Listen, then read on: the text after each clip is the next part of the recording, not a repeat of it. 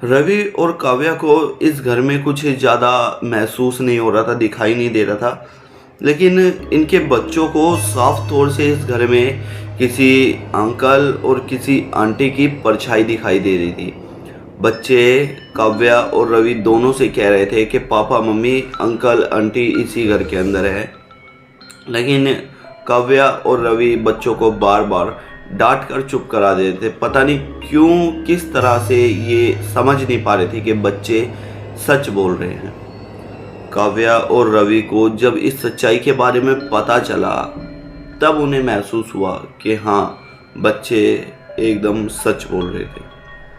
कहानी काफ़ी इंटरेस्टिंग है क्योंकि जिस घर में ये रहने गए हैं वो मुंबई के किसी खास इलाके का है, जहाँ पर लोग जाकर हमेशा बसते हैं, रहते हैं। तो ये कहानी सुननी कुछ ज़्यादा ही ज़रूरी है क्योंकि मुंबई हर कोई जाना चाहता है जो भी कामयाब होना चाहता है। तो कहानी में एंड तक बने रहिएगा, और अभी तक चैनल को सब्सक्राइब नहीं किया है तो चैनल को सब्सक्राइब कर लीजिएगा।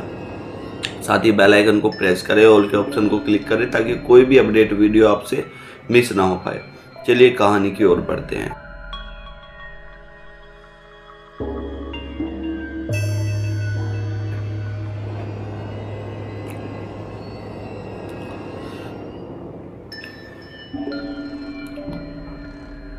रवि और काव्या शादी के बाद भी कुछ सालों तक अपने गांव में ही रहे थे।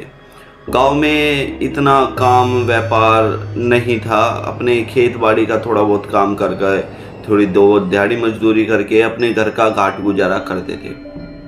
काव्या और रवि की सोच ठीक थी, जिस वजह से ये सोचते थे कि थोड़ा सा जब हमारे बच्चे बड़े हो जाएंगे, घर वाले भी थोड़ा सा हमें खुला छोड़ेंगे, तो उसके बाद हम शहर जाएंगे, वहाँ रहेंगे, कमाएंगे और घर भी कुछ भेजेंगे और कुछ अपना भी सेव करेंगे।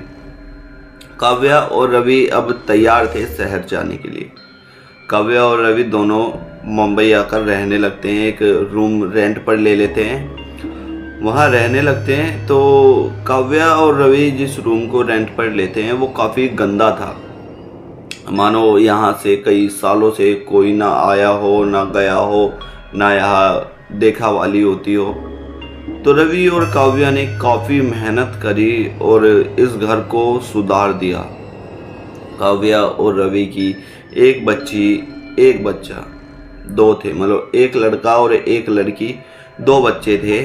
और दोनों को सुलाकर दोनों काम में लग गए। शाम तक इन्होंने काम ख़त्म कर दिया। सारा काम ख़त्म करके काव्या कहती है कि अब आप बैठो, मैं आपके लिए चाय बना देती हूँ। काव्या रसोई में जाती है तो रसोई में एक कटोरी रखी हुई थी। काव्या और रवि ने दोनों ने ये कटोरी यहाँ नहीं रखी थी। इससे पहले एक इंसिडेंट हुआ था, वो मैं आपको बाद में बताऊंगा। कटोरी रखी हुई थी तो कटोरी बेहद गर्म थी, मानो किसी ने इसे गर्म करके यहाँ पर रखा हो कि कटोरी इतनी ज़्यादा गर्म है कि किसी ने गैस पर रखकर उतारी। काव्या उसको हाथ में उठाकर दूर रखने की कोशिश करती है कि दूर रख देती, थोड़ा हमारी तो है नहीं है, बाद में फेंक देंगे।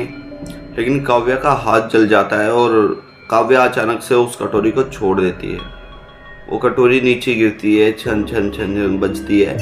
इतनी देर में रवि भागा हुआ आता है, कहता है क्या हुआ क्या हुआ।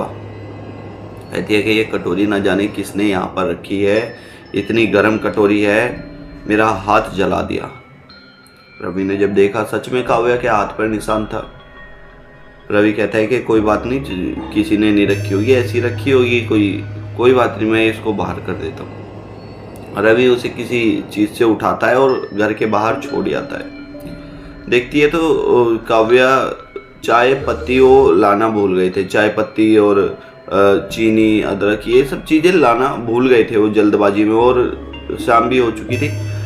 तो काव्या कहती है कि तुम एक काम करो ना, पड़ोस के घर से थोड़ी सी चीनी और थोड़ी सी चाय पत्ती मांग लाओ, बाकी हम कल ले आएंगे, फिर बना लेंगे।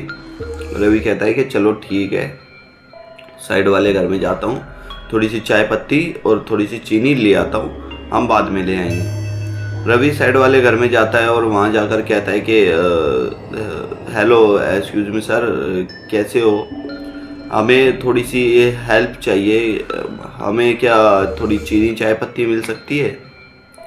जो उनका पड़ोसी था वो कहता है कि जी हाँ, बोलिए क्या हुआ है, बिल्कुल मिल सकती है। आप लोग रहते कहाँ हो?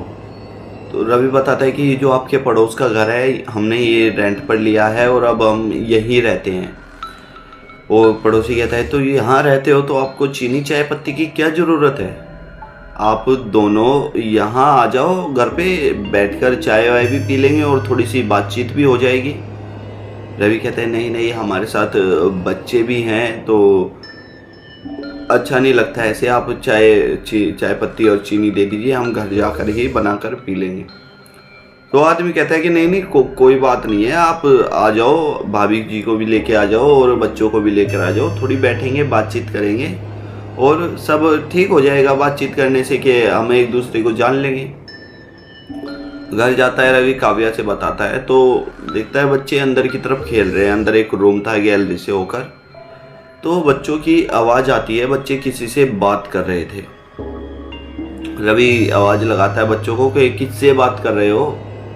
तो बच्चे वापस जवाब देते हैं कि ये आंटी हमसे बात करने आई है, हम आंटी से बात कर रहे हैं। रवि कहता है कि पागल हो गए हो कि इधर आओ। क्यों? घर में कोई नहीं था और जिस जगह वो बात कर रहे थे वो जगह घर के काफ़ी अंदर थी।